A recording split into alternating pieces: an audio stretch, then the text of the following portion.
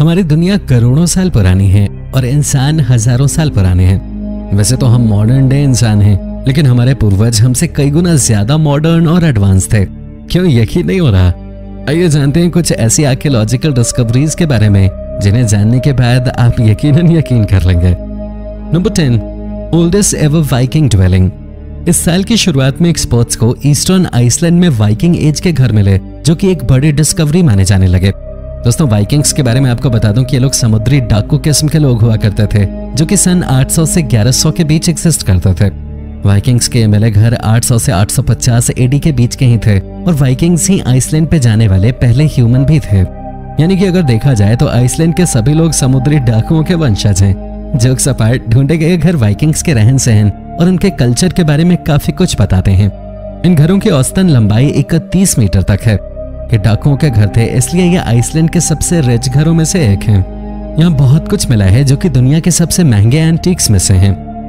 Number 9, a shipwreck frozen in time.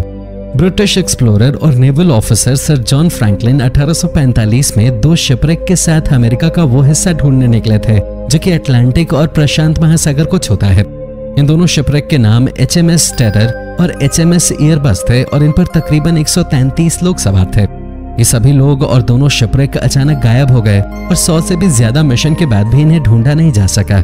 लेकिन साल 2014 और 2016 के बीच उन्हें पर्क्स कनाडा आर्कियोलॉजिस्ट द्वारा तलाश लिया गया। उत्तरी कनाडा में डूबे इन शिप्स को जब देखा गया तब ये पता चला कि इसमें कंपार्टमेंट और रूम सब कुछ ऐसे खुला है जैसे डूबते वक्त शिप के क्रू ने बचाने की कोशिश भी न की हो। हालांकि बर्तनों से लेकर डूबे हुए डॉक्यूमेंट्स तक सब कुछ वैसे का वैसे ही पड़ा हुआ है। आर्कियोलॉजिस्ट इसके बारे में रिसर्च करके जानने की कोशिश कर रहे हैं कि आखिर सर जॉन फ्रैंकलिन का मिशन कैसे फेल हुआ और शिपरेक कैसे डूबा। Number 8, 4400 year old tomb. साल 2018 में इजिप्शियन आर्कियोलॉजिस्ट की एक टीम ने सक्वेरा में एक प्रीस्ट का मकबरा खोज निकाला। ये मकबरा मॉडर्न डे कायरो के पास ही है और लगभग 4400 साल पुराना है। 16 फीट जमीन के नीचे दबा ये मकबरा लगभग बनने के बाद से ही वैसे ही प्रिजर्व्ड पड़ा हुआ है। हैरानी की बात यह है कि ये कीमती सामानों से भरा होने के बावजूद भी लूटा नहीं जा सका।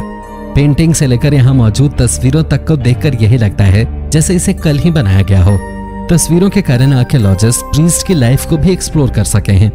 ये रॉयल प्योरिफिकेशन प्रीस्ट था जिसे किंग खारी के साथ काम करने का मौका मिला था। यह अपनी तरह का ढूंढा गया एकमात्र मकबरा है। यहाँ मिले एंटीक्स और तस्वीरें बहुत ही ज्यादा रेयर हैं। हालांकि हैरानी की बात यह है कि इतने बड़े चेंबर में खजाने तो बहुत हैं, लेकिन अब तक कॉफिन नहीं मिल सके है। आर्कियोलॉजिस्ट कॉफिन के लिए इस चेंबर को तोड़ना नहीं चाहते। Number 7, Spanish Stonehenge.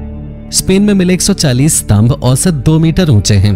ये पानी के किनारे बनाए गए हैं, लेकिन इनका काम क्या है ये आज तक डिकोड नहीं किया जा सका।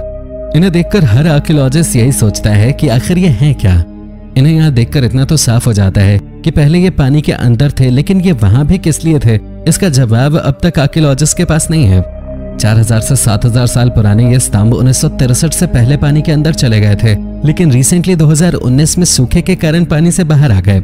इन्हें प्रिजर्व करने की बात की जा रही है क्योंकि ये ग्रेफाइट भी हो सकते हैं।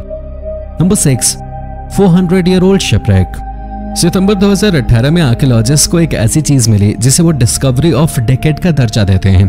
क्या आप आइडिया लगा सकते हैं कि क्या है वो चीज? वो है एक पुराना शिपरेक, लगभग 400 साल पुराना। कोस्ट ऑफ कसाकस के पास मिला ये शिपरेक 1575 से 1625 साल पुराना है। वैसे क्या ये डिस्कवरी ऑफ डेकेड अपने पुराने होने के कारण है? बिल्कुल नहीं।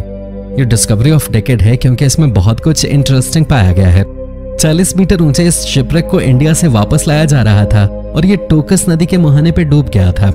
इसमें चाइनीज हैंडीक्राफ्ट्स, इंडियन एंटीक्स बरामद हुए हैं जो कि उस वक्त की एक अलग ही कहानी कह रहे हैं। ये शिपरेक किसी राजा के महल से भी ज्यादा अमीर है। Number 5, Paisley Abbey tunnel mystery solved. साल 2019 की गर्मियों में आर्कियोलॉजिस्ट की टीम ने लगातार काम करके एबी ड्रेन नाम की एक टनल को पूरी तरह साफ कर लिया था। स्कॉटलैंड के पेजले में स्थित यह टनल काफी ज्यादा रहस्यमयी है। ऐसा इसलिए क्योंकि इस टनल के बारे में सभी लोग बहुत पहले से जानते थे। वो ये तो जानते थे कि ये कहां से शुरू हो रही है, लेकिन वो ये नहीं जानते थे कि ये कहां खत्म हो रही है। 2019 में काफी मेहनत के बाद मोनेस्ट्री के नीचे दबे इस टनल को रिवील किया जा सका और ये बस कार्टर रिवर से 3 मीटर की दूरी पर निकले। 328 मीटर की इस टनल को लगातार किसी रहस्य को सॉल्व करने के लिए खोदा जा रहा था। लेकिन आर्कियोलॉजिस्ट को इसके अंत तक जाकर पता चला कि ये एक पानी पास करने वाली टनल थी। हालांकि इसे बेसलेस नहीं कह सकते, क्योंकि इससे ये पता चला कि कार्टर रिवर लगभग 3 मीटर छोटी हो गई। जलवायु से लेकर शहर के स्ट्रक्चर तक इस टनल ने इंसानों के पढ़ने के लिए नए पन्ने खोल दिए हैं। Number 4, Neolithic वुडहेंज।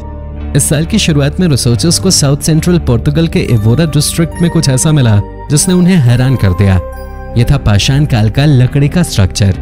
18.3 मीटर के व्यास का यह स्ट्रक्चर आधा से ज्यादा नष्ट हो चुका था।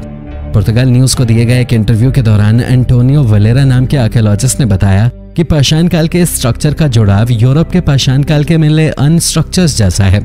3400 से 2000 बीसी पुराने ये स्ट्रक्चर पहले केवल मिडिल यूरोप में मिला करते थे, लेकिन 23 सालों की खुदाई के बाद इन्हें यूरोप के दूसरे इलाकों में ढूंढा जाने लगा है। ऐसे स्ट्रक्चर्स मिलते रहे तो जल्द ही इंसान पाषाण काल के बारे में सब कुछ जान सकेंगे। Number 3, artificial Neolithic island. तकरीबन 1 दशक पहले पब्लिश हुई एक स्टडी के अनुसार पाषाण काल के लोग आर्टिफिशियल आइलैंड बनाया करते थे, जो कि क्रेनोक्स के नाम से जाने जाते थे। रिसर्चर्स क्रेनोक्स के बारे में जानते तो थे, लेकिन अब तक मेजर क्रेनोक्स को नहीं ढूंढा जा सका था। लेकिन तभी एक आइलैंड मिला जो कि क्ले, लकड़ियों और लोहे से बना था। यह आइलैंड लगभग 2800 साल पुराना था। वैसे तो क्रेनोक काफी ज्यादा छोटा था, लेकिन ऐसे ही कई सारे और भी क्रेनोक पाषाण काल के लोगों द्वारा बनाए गए थे, जो कि आकार में बहुत ज्यादा बड़े थे, इतने बड़े कि उन पे पूरा मोहल्ला बसाया जा सके। लौह युग के ये आइलैंड किस लिए बनाए गए थे, इसका पता अब तक नहीं लगाया जा सका है। शायद उस वक्त के लोगों के पास जगह की कमी भी नहीं थी। पर हाल इस सवाल का जवाब जानने के लिए अब तक खोजबीन जारी है। Number 2, massive structure hidden in plain sight. साल 2016 में वैज्ञानिकों को सैटेलाइट से पेट्रा रुइन में एक हैरान कर देने वाला स्ट्रक्चर नजर आया। यह स्ट्रक्चर पेट्रा रुइन के रेगिस्तान के नीचे दबा हुआ था और इसका साइज लगभग एक ओलंपिक के स्विमिंग पूल जितना था। इस स्ट्रक्चर को खोदकर निकालने के बाद आर्कियोलॉजिस्ट इसी सोच में पड़ गए कि आखिर इस स्ट्रक्चर का क्या काम है। क्या आप देखकर अंदाजा लगा सकते हैं? ना तो ये स्ट्रक्चर किसी महल के जैसा है, नहीं ऐसा लगता है कि इसे किसी रिलीजियस एक्टिविटी में यूज किया जा सकता है, और नहीं ये स्ट्रक्चर किसी पब्लिक एडमिनिस्ट्रेशन के लिए यूज की जाने वाली कोई बिल्डिंग जैसी है। वैसे भी जहां ये मिला है वहां से उस जमाने का प्रोजेक्टेड शहर काफी दूर है। दोस्तों, क्या आपको लगता है कि ये एक जेल हो सकता है रेगिस्तान के बिल्कुल बीच में? 2150 साल पुराना ये स्ट्रक्चर आर्कियोलॉजिस्ट के लिए भी एक बड़ा सवाल बना हुआ है। Number 1, golden cannon ball fossil.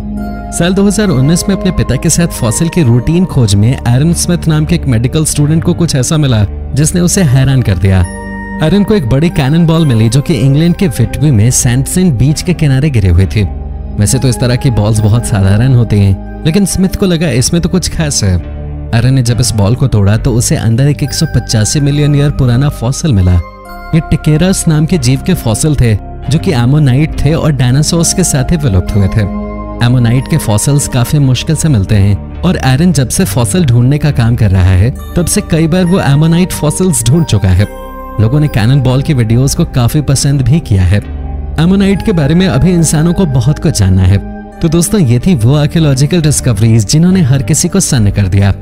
हमें कमेंट करके जरूर बताएं कि आपके हिसाब से पेट्रा रुइन का वो स्ट्रक्चर आखिर किस काम आता होगा।